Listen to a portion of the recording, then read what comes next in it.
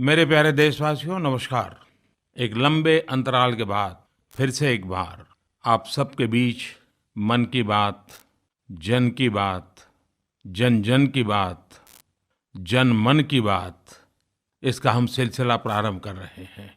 चुनाव की आपाधापी में व्यस्तता तो बहुत थी, लेकिन मन की बात का जो मजा है वो गायब था।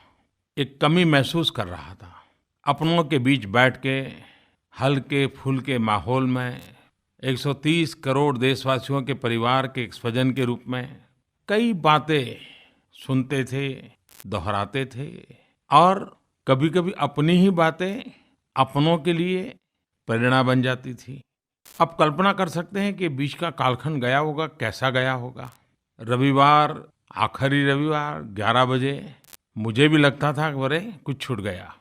आपको भी लगता था ना? जरूर लगता होगा। शायद ये कोई निर्जीव कार्यक्रम नहीं था। इस कार्यक्रम में एक जीवंतता थी, अपनापन था, मन का लगाव था, दिलों का जुड़ाव था और इसके कारण बीच का जो समय गया वो समय बहुत कठिन लगा मुझे। मैं हर पल कुछ मिस कर रहा था। और जब मैं मन की बात करता हूं तब बोलता भले मैं हूं, शब्द शायद मेरे हैं, आवाज मेरी है, लेकिन कथा आपकी है, पुरुषार्थ आपका है, पराक्रम आपका है। मैं तो सिर्फ मेरे शब्द, मेरी वाणी का उपयोग करता था और इसके कारण मैं इस कार्यक्रम को नहीं, आपको मिस कर रहा था। एक खालीपन महसूस कर रहा था। एक बार तो मन कर गया था कि चुनाव समाप्त होते ही तुरंत ही आपके बीच चला आऊं, लेकिन फिर लगा नहीं, वो संडे वाला क्रम बना रहना चाहिए। लेकिन इस संडे ने बहुत इंतजार करवाया। खैर, आखिर मौका मिल ही गया है। एक पारिवारिक माहौल में मन की बात छोटी छोटी, हल्की फुल्की, समाज जीवन में जो बदलाव का कारण बनती है, एक प्रकार से उसका ये सिलसिला एक नए स्पिरिट को जन्म देता हुआ और एक प्रकार से न्यू इंडिया के स्पिरिट को सामर्थ्य देता हुआ ये सिलसिला आगे बढ़े। कई सारे संदेश पिछले कुछ महीनों में आए हैं जिसमें लोगों ने कहा कि वो मन की बात को मिस कर रहे हैं। जब मैं पढ़ता हूँ, सुनता हूँ, मुझे अच्छा लगता है। मैं अपनापन महसूस करता हूँ। कभी-कभी मुझे लगता है मेरी स्व से समष्टि की यात्रा है, ये मेरी अहम से वयम की यात्रा है। मेरे लिए आपके साथ मेरा ये मौन संवाद एक प्रकार से मेरी स्पिरिचुअल यात्रा की अनुभूति का भी अंश था। कई लोगों ने मुझे चुनाव की आपाधापी में मैं केदारनाथ क्यों चला गया, बहुत सारे सवाल पूछे हैं। आपका हक है, आपकी जिज्ञासा भी मैं समझ सकता हूँ और मुझे भी लगता है कभी मेरे उन भावों को आप तक कभी पहुँचाऊँ। लेकिन आज मुझे लगता है कि अगर मैं उस दिशा में चल पड़ूंगा तो शायद मन की बात का रूप ही बदल जाएगा। और इसलिए चुनाव की उस आपाधापी जय पराजय के अनुमान, अभी पोलिंग भी बाकी था और मैं चल पड़ा। ज्यादातर लोगों ने उसमें से राजनीतिक अर्थ निकाले। मेरे लिए मुझसे मिलने का वो अवसर था। एक प्रकार से मैं मुझे मिलने चला गया था। मैं और बातें तो आज नहीं बताऊंगा, लेकिन इतना जरूर करूंगा कि मन की बात के इस अल्प विराम के कारण जो एक खालीपन था केदार की घाटी में, उस एकांत गुफा में, शायद उसने कुछ भरने का अवसर जरूर दिया था। बाकी आपकी जिज्ञासा है, सोचता हूँ कभी उसकी भी चर्चा करूंगा। कब करूंगा मैं नहीं कह सकता, लेकिन करूंगा जरूर, क्योंकि आपका मुझ पर हक बनता है। जैसे केदार के विषय में लोगों ने जानने की इच्छा व्यक्त की है, वैसे एक सकारात्मक चीजों को बल देने का आपका प्रयास आपकी बातों में लगातार मैं महसूस करता हूँ। मन की बात के लिए जो चिट्ठियां आती है, जो इनपुट प्राप्त होते हैं, वो रूटीन सरकारी कामकाज से बिल्कुल अलग होते हैं। एक प्रकार से आपकी चिट्ठी भी मेरे लिए कभी प्रेरणा का कारण बन जाती है तो कभी ऊर्जा का कारण बन जाती है। कभी-कभी तो मेरी विचार प्रक्रिया को धार देने का काम आपके कुछ शब्द कर देते हैं। लोग देश और समाज के सामने खड़ी चुनौतियों को सामने रखते हैं तो उसके साथ-साथ समाधान भी बताते हैं। मैंने देखा है कि चिट्ठियों में लोग समस्याओं का तो वर्णन करते ही हैं, लेकिन ये भी विशेषता है कि साथ-साथ समाधान का भी कुछ न कुछ सुझाव, कुछ न कुछ कल्पना प्रत्यक्ष या परोक्ष रूप में प्रकट कर देते हैं। अगर कोई स्वच्छता के लिए लिखता है तो गंदगी के प्रति उसकी नाराजगी तो जताता है, लेकिन स्वच्छता के प्रयासों की सराहना भी करता है। कोई पर्यावरण की चर्चा करता है तो उसकी पीड़ा तो महसूस होती है, लेकिन साथ-साथ उसने खुद ने जो प्रयोग किए हैं वो भी बताता है, जो प्रयोग उसने देखे हैं वो भी बताता है और जो कल्पनाएं उसके मन में है वो भी चित्रित करता है। यानी एक प्रकार से समस्याओं का समाधान समाज व्यापी कैसे हो, इसकी झलक आपकी बातों में मैं महसूस करता हूँ। मन की बात देश और समाज के लिए एक आईने की तरह है। यह हमें बताता है कि देशवासियों के भीतर अंदरूनी मजबूती, ताकत और टैलेंट की कोई कमी नहीं है। जरूरत है उन मजबूतियों और टैलेंट को समाहित करने की, अवसर प्रदान करने की, उसको क्रियान्वित करने की। मन की बात ये भी बताता है कि देश की तरक्की में सारे 130 करोड़ देशवासी मजबूती और सक्रियता से जुड़ना चाहते हैं। और मैं एक बात जरूर कहूंगा, मन की बात में मुझे इतनी चिट्ठियां आती हैं, इतने टेलीफोन कॉल आते हैं, इतने संदेश मिलते हैं, लेकिन शिकायत का तत्व बहुत कम होता है। और किसी ने कुछ मांगा हो, अपने लिए मांगा हो, ऐसी तो एक भी बात गत 5 वर्ष में मेरे ध्यान में नहीं आई है। आप कल्पना कर सकते हैं, देश के प्रधानमंत्री को कोई चिट्ठी लिखे लेकिन खुद के लिए कुछ मांगे नहीं। इस देश के करोड़ों लोगों की भावनाएं कितनी ऊंची होगी। मैं जब इन चीजों को एनालिसिस करता हूं, आप कल्पना कर सकते हैं मेरे दिल को कितना आनंद आता होगा, मुझे कितनी ऊर्जा मिलती होगी। आपको कल्पना नहीं है कि आप मुझे चलाते हैं, आप मुझे दौड़ाते हैं, आप मुझे पल पल प्राणवान बनाते रहते हैं। और यही नाता मैं कुछ मिस करता था। आज मेरा मन खुशियों से भरा हुआ है। जब मैंने आखिर में कहा था कि हम 3-4 महीने के बाद मिलेंगे, तो लोगों ने उसके भी राजनीतिक अर्थ निकाले थे और लोगों ने कहा कि अरे, मोदी जी का कितना कॉन्फिडेंस है, उनको भरोसा है। कॉन्फिडेंस मोदी का नहीं था, ये विश्वास आपके विश्वास के फाउंडेशन का था। आप ही थे जिसने विश्वास का रूप लिया था। और इसी के कारण सहज रूप से आखिरी मन की बात में मैंने कह दिया था कि मैं कुछ महीनों के बाद फिर से आपके पास आऊंगा। एक्चुअली मैं आया नहीं हूँ, आपने मुझे लाया है, आपने ही मुझे बिठाया है और आपने ही मुझे फिर से एक बार बोलने का अवसर दिया है।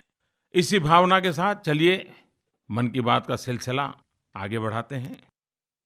जब देश में आपातकाल लगाया गया, तब उसका विरोध सिर्फ राजनीतिक दायरे तक सीमित नहीं रहा था, राजनेताओं तक सीमित नहीं रहा था, जेल के सलाखों तक आंदोलन सिमट नहीं गया था। जन जन के दिल में एक आक्रोश था, खोए हुए लोकतंत्र की एक तड़प थी। दिन रात जब समय पर खाना खाते हैं तब भूख क्या होती है इसका पता नहीं होता है, वैसे ही सामान्य जीवन में लोकतंत्र के अधिकारों की क्या मजा है वो तो तब पता चलता है जब कोई लोकतांत्रिक अधिकारों को छीन लेता है। आपातकाल में देश के हर नागरिक को लगने लगा था कि उसका कुछ छीन लिया गया है। जिसका उसने जीवन में कभी उपयोग नहीं किया था वो भी अगर छीन गया है तो उसका एक दर्द उसके दिल में था। और ये इसलिए नहीं था कि भारत के संविधान ने कुछ व्यवस्थाएं की हैं जिसके कारण लोकतंत्र पनपा है। समाज व्यवस्था को चलाने के लिए संविधान की भी जरूरत होती है, कायदे कानून नियमों की भी आवश्यकता होती है, अधिकार और कर्तव्य की भी बात होती है। लेकिन भारत गर्व के साथ कह सकता है कि हमारे लिए कानून नियमों से परे लोकतंत्र हमारे संस्कार है, लोकतंत्र हमारी संस्कृति है, लोकतंत्र हमारी विरासत है। और उस विरासत को लेकर के हम पले बड़े लोग हैं और इसलिए उसकी कमी देशवासी महसूस करते हैं और आपातकाल में हमने अनुभव किया था। और इसीलिए देश अपने लिए नहीं, एक पूरा चुनाव अपने हित के लिए नहीं, लोकतंत्र की रक्षा के लिए आहूत कर चुका था।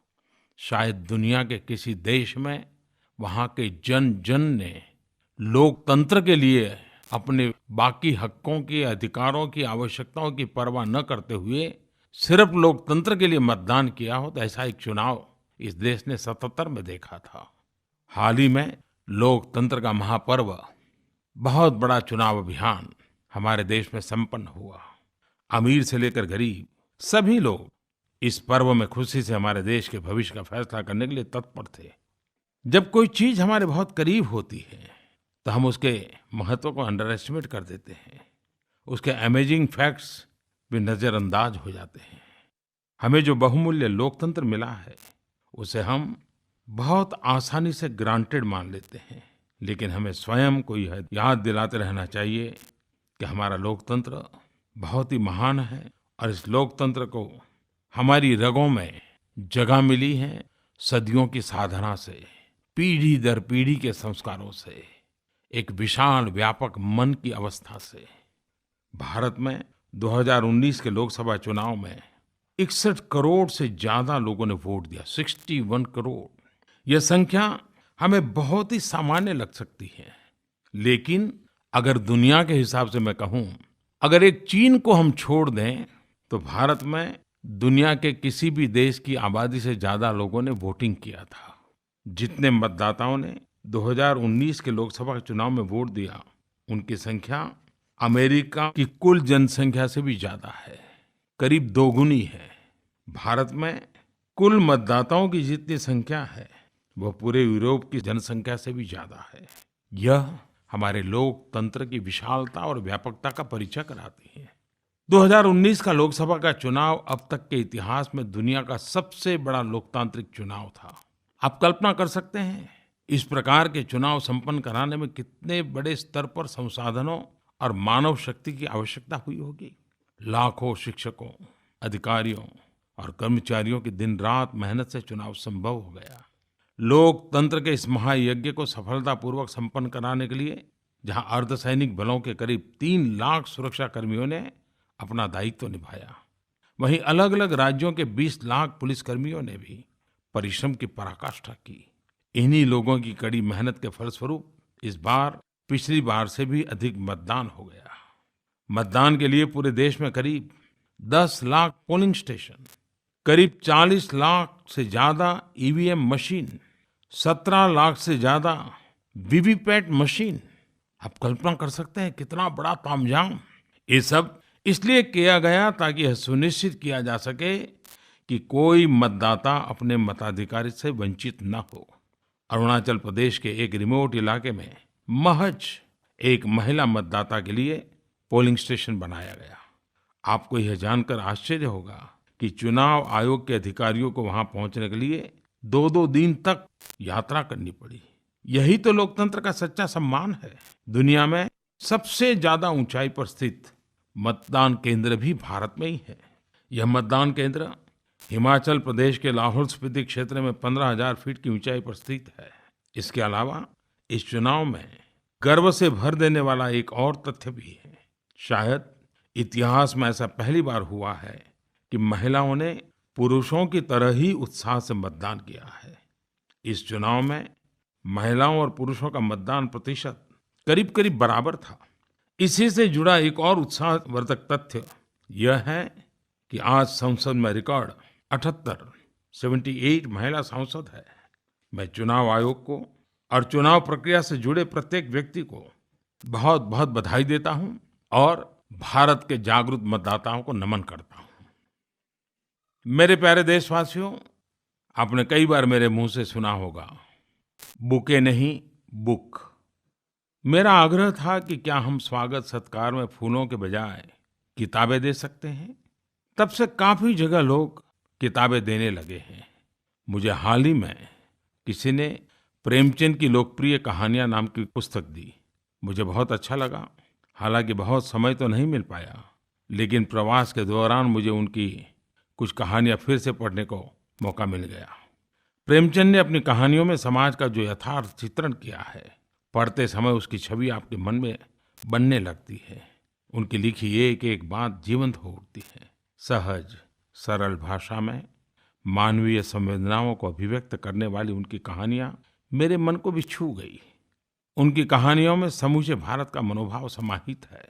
जब मैं उनकी लिखी नशा नाम की कहानी पढ़ रहा था तो मेरा मन अपने आप ही समाज में व्याप्त आर्थिक विषमताओं पर चला गया। मुझे अपनी युवावस्था के दिन याद आ गए कि कैसे इस विषय पर रात रात भर बहस होती थी। जमींदार के बेटे ईश्वरी और गरीब परिवार के वीर की इस कहानी से सीख मिलती है कि अगर आप सावधान नहीं हैं तो बुरी संगति का असर कब चढ़ जाता है पता ही नहीं लगता है। दूसरी कहानी जिसने मेरे दिल को अंदर तक छू लिया वह थी ईदगाह। एक बालक की संवेदनशीलता, उसका अपनी दादी के लिए विशुद्ध प्रेम, उतनी छोटी उम्र में इतना परिपक्व भाव। 4-5 साल का हामिद जब मेले से चिमटा लेकर अपनी दादी के पास पहुंचता है तो सच मायने में मानवीय संवेदना अपने चरम पर पहुंच जाती है। इस कहानी की आखिरी पंक्ति बहुत ही भावुक करने वाली है क्योंकि उसमें जीवन की एक बहुत बड़ी सच्चाई है। बच्चे हामिद ने बूढ़े हामिद का पार्ट खेला था। बुढ़िया आमीना बालिका आमीना बन गई थी। ऐसी ही एक बड़ी मार्मिक कहानी है पुस की रात।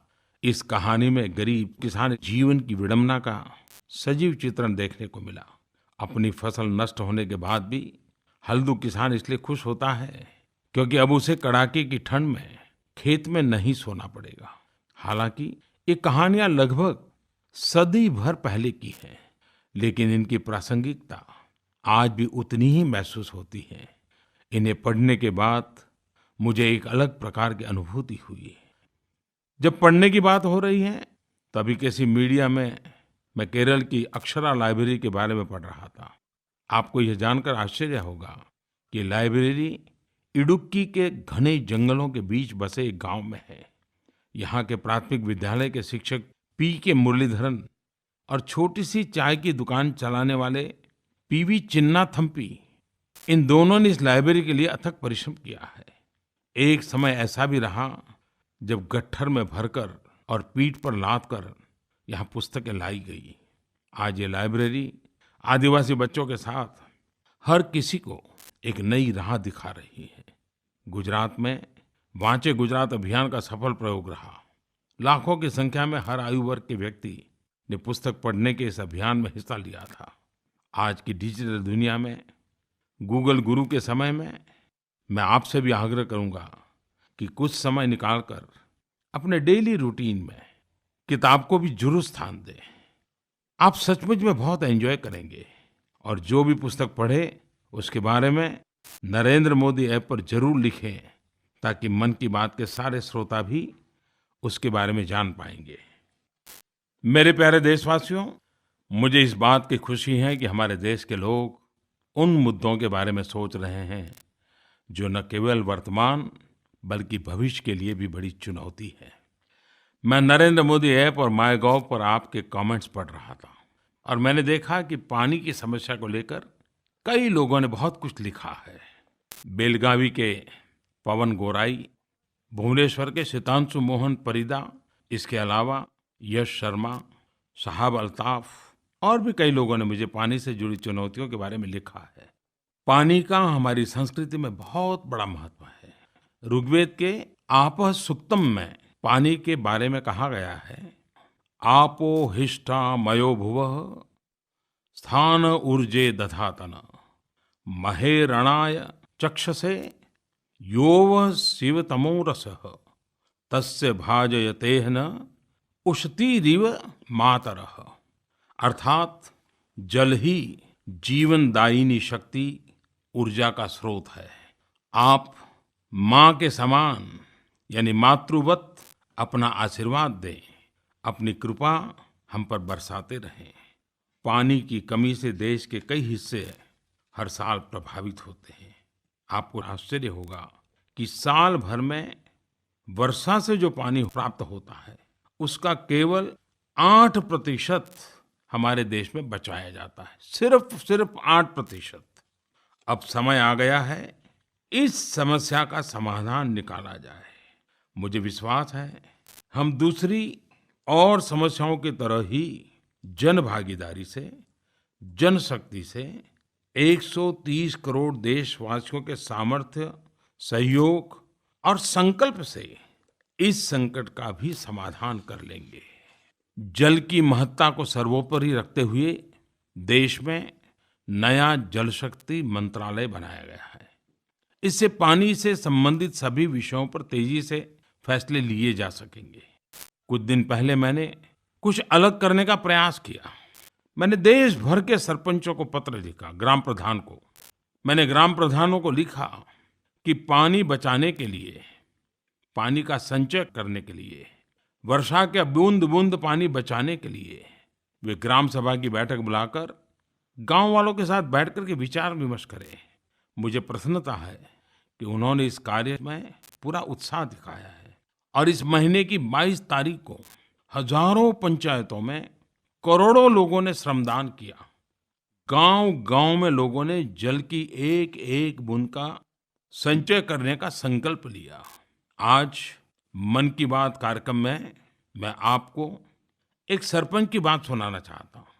सुनिए, झारखंड के हजारीबाग जिले के कटक मसांडी ब्लॉक की लुपुंग पंचायत के सरपंच ने हम सबको क्या संदेश दिया है। हमार नाम दिलीप कुमार रविदास है। पानी बचावे ले जब प्रधानमंत्री हमनी के चिट्ठी लिखल थी तो हमनी के ये विश्वासे ना हो लगल कि प्रधानमंत्री हमनी के चिट्ठी लिखथिन। जब हमनी 22 तारीख के गाँव के लोगन के इकट्ठा करके प्रधानमंत्री के चिट्ठिया पढ़ के सुनेलिए तो गाँव के लोगन ने बड़ी उत्साहित भेलथिन और पानी बचावे खातिर तालाब के सफाई, नया तालाब बनावे ले, श्रमदान करके अपन अपन भागीदारी निभावे ले गाँव के लोगन ने तैयार भेलथिन। बारिश से पहले ये उपाय करके हमनी के आगे दिक्कत पानी के लिए ना होता है। ये अच्छा रहला है कि हमनी के प्रधानमंत्री हमिन के ठीक समय में आगाह कर देलथिन। बिरसा मुंडा की धरती, जहाँ प्रकृति के साथ तालमेल बिठाकर रहना संस्कृति का हिस्सा है, वहाँ के लोग एक बार फिर जल संरक्षण के लिए अपनी सक्रिय भूमिका निभाने के लिए तैयार है। मेरी तरफ से सभी ग्राम प्रधानों को, सभी सरपंचों को उनकी इस सक्रियता के लिए बहुत बहुत शुभकामनाएं। देश भर में ऐसे कई सरपंच हैं जिन्होंने जल संरक्षण का बेड़ा उठा लिया है। एक प्रकार से पूरे गांव का ही वो अवसर बन गया है। ऐसा लग रहा है कि गांव के लोग अब अपने गांव में जैसे जल मंदिर बनाने के स्पर्धा में जुट गए हैं। जैसा कि मैंने कहा, सामूहिक प्रयास से बड़े सकारात्मक परिणाम प्राप्त हो सकते हैं। पूरे देश में जल संकट से निपटने का कोई एक फॉर्मूला नहीं हो सकता है। इसके लिए देश के अलग अलग हिस्सों में अलग अलग तरीके से प्रयास किए जा रहे हैं, लेकिन सबका लक्ष्य एक ही है और वह है पानी बचाना, जल संरक्षण। पंजाब में ड्रेनेज लाइंस को ठीक किया जा रहा है। इस प्रयास से वाटर लॉगिंग की समस्या से छुटकारा मिल रहा है। तेलंगाना के थिमाईपल्ली में टैंक के निर्माण से गांवों के लोगों की जिंदगी बदल रही है। राजस्थान के कबीरधाम में खेतों में बनाए गए छोटे तालाबों से एक बड़ा बदलाव आया है। मैं तमिलनाडु के वेल्लोर में एक सामूहिक प्रयास के बारे में पढ़ रहा था, जहां नाग नदी को पुनर्जीवित करने के लिए 20,000 महिलाएं एक साथ आई। मैंने गढ़वाल की उन महिलाओं के बारे में भी पढ़ा है जो आपस में मिलकर रेन वाटर हार्वेस्टिंग पर बहुत अच्छा काम कर रही हैं। मुझे विश्वास है कि इस प्रकार के कई प्रयास किए जा रहे हैं और जब हम एकजुट होकर मजबूती से प्रयास करते हैं तो असंभव को भी संभव कर सकते हैं। जब जन जन जुड़ेगा, जल बचेगा। आज मन की बात के माध्यम से मैं देशवासियों से 3 अनुरोध कर रहा हूं। मेरा पहला अनुरोध है, जैसे देशवासियों ने स्वच्छता को एक जन आंदोलन का रूप दे दिया, आइए वैसे ही जल संरक्षण के लिए एक जन आंदोलन की शुरुआत करें। हम सब साथ मिलकर पानी की हर बूंद को बचाने का संकल्प करें। और मेरा तो विश्वास है कि पानी परमेश्वर का दिया हुआ प्रसाद है। पानी पारस का रूप है। पहले कहते थे कि पारस के स्पर्श से लोहा सोना बन जाता है। मैं कहता हूँ पानी पारस है और पारस से, पानी के स्पर्श से नवजीवन निर्मित हो जाता है। पानी की एक एक बूंद को बचाने के लिए एक जागरूकता अभियान की शुरुआत करें। इसमें पानी से जुड़ी समस्याओं के बारे में बताएं, साथ ही पानी बचाने के तरीकों का प्रचार प्रसार करें। मैं विशेष रूप से अलग अलग क्षेत्र की हस्तियों से जल संरक्षण के लिए इनोवेटिव कैंपेन्स का नेतृत्व करने का आग्रह करता हूं।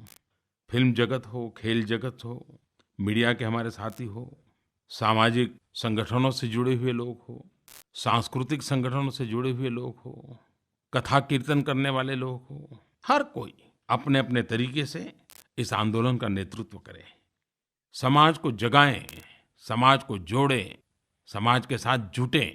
आप देखिए, अपनी आंखों के सामने हम परिवर्तन देख पाएंगे।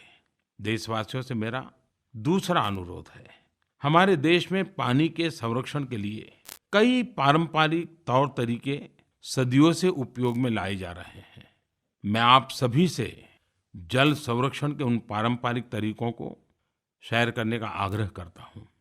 आप में से किसी को अगर पोरबंदर पूज्य बापू के जन्मस्थान पर जाने का मौका मिला होगा, तो पूज्य बापू के घर के पीछे ही एक दूसरा घर है। वहाँ पर 200 साल पुराना पानी का टंका है और आज भी उसमें पानी है और बरसात के पानी को रोकने की व्यवस्था है। तो मैं हमेशा कहता था कि जो भी कीर्ति मंदिर जाएं, वो उस पानी के टंके को जरूर देखें। ऐसे कई प्रकार के प्रयोग हर जगह पे होंगे।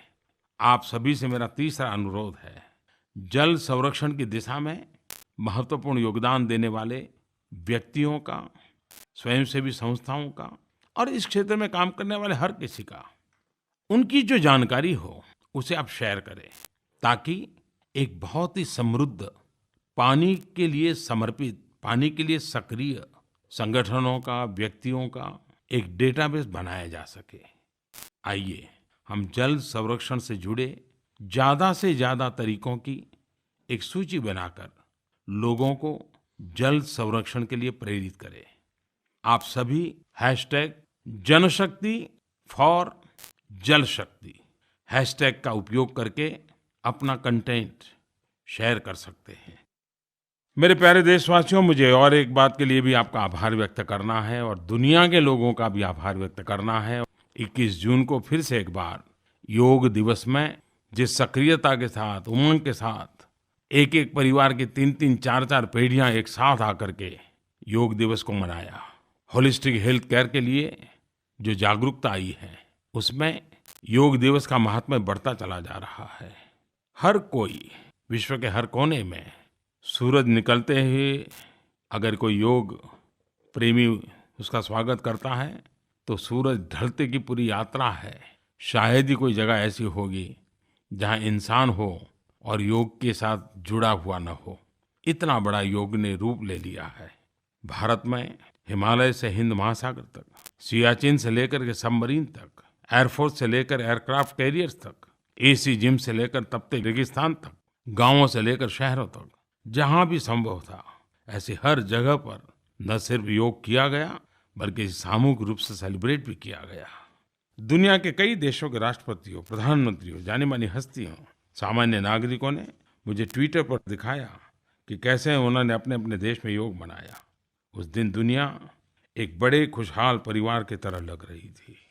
हम सब जानते हैं कि एक स्वस्थ समाज के निर्माण के लिए स्वस्थ और संवेदनशील व्यक्तियों की आवश्यकता होती है और योग यही सुनिश्चित करता है। इसलिए योग का प्रचार प्रसार समाज सेवा का एक महान कार्य है। क्या ऐसी सेवा को मान्यता देकर उसे सम्मानित नहीं किया जाना चाहिए? वर्ष 2019 में योग के प्रमोशन और डेवलपमेंट में उत्कृष्ट योगदान देने के लिए प्राइम मिनिस्टर्स अवार्ड की घोषणा अपने आप में मेरे लिए एक बहुत बड़े संतोष की बात थी।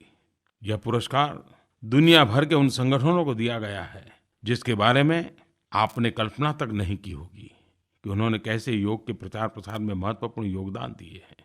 उदाहरण के लिए जापान योग निकेतन को लीजिए, जिसने योग को पूरे जापान में लोकप्रिय बनाया है। जापान योग निकेतन वहाँ के कई इंस्टीट्यूट्स और ट्रेनिंग कोर्सेज चलाता है। या फिर इटली की मिस एंटोनिटा रोजी, उन्हीं का नाम ले लीजिए, जिन्होंने सर्व योग इंटरनेशनल की शुरुआत की और पूरे यूरोप में योग का प्रचार प्रसार किया। ये अपने आप में प्रेरक उदाहरण है। अगर ये योग से जुड़ा विषय है तो क्या भारतीय इसमें पीछे रह सकते हैं? बिहार योग विद्यालय मुंगेर, उसको भी सम्मानित किया गया। पिछले कई दशकों से योग को समर्पित है। इसी प्रकार स्वामी राजर्षि मुनि को भी सम्मानित किया गया। उन्होंने लाइफ मिशन और लकुलेश योगा यूनिवर्सिटी की स्थापना की। योग का व्यापक सेलिब्रेशन और योग का संदेश घर घर पहुंचाने वालों का सम्मान, दोनों ने ही इस योग दिवस को खास बना दिया है। मेरे प्यारे देशवासियों, हमारी ये यात्रा आज आरंभ हो रही है। नए भाव, नई अनुभूति, नया संकल्प, नया सामर्थ्य। लेकिन हाँ, मैं आपके सुझावों की प्रतीक्षा करता रहूंगा। आपके विचारों से जुड़ना मेरे लिए एक बहुत बड़ी महत्वपूर्ण यात्रा है। मन की बात तो निमित्त है। आइए हम मिलते रहें, बातें करते रहें, आपके भावों को सुनता रहूं, संजोता रहूं, समझता रहूं, कभी-कभी उन भावों को जीने का प्रयास करता रहूं।